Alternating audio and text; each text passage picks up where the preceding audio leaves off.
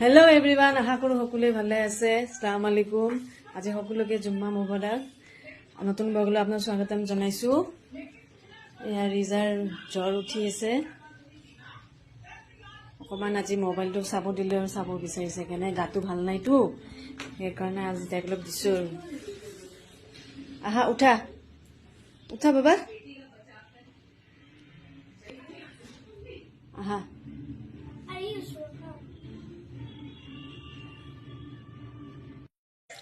আমি এতিয়া ভাত খাই উঠিলোঁ।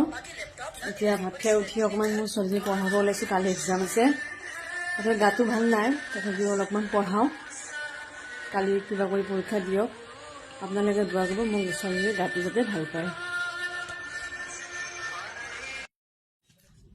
দেখিছেনে, পঢ়িব দিছোঁ যে কিমান বদমাচি কৰি আছে। এনেকুৱা কোন কোন আছে ল'ৰা ছোৱালী আপোনালোকৰ, কাৰ কাৰ ঘৰত আছে এনেকুৱা ক'বচোন বাৰু।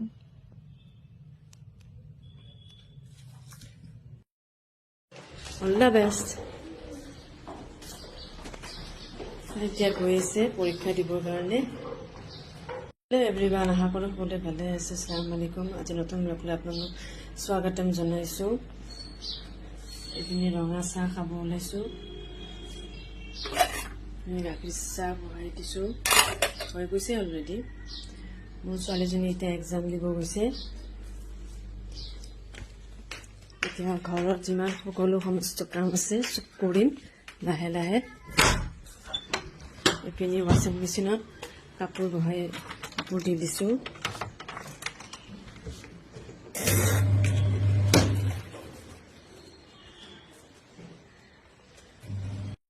আজি প্ৰথম চেহেৰীৰ কাৰণে মাছ ফ্ৰাই কৰি আছোঁ, আৰু মাছ ফ্ৰাই এইপিনি হৈ আছে। এইপিনি দালি বনাইছোঁ, দালি দি মাছ বনাম। সকলোকে ৰমজান মুবাৰক।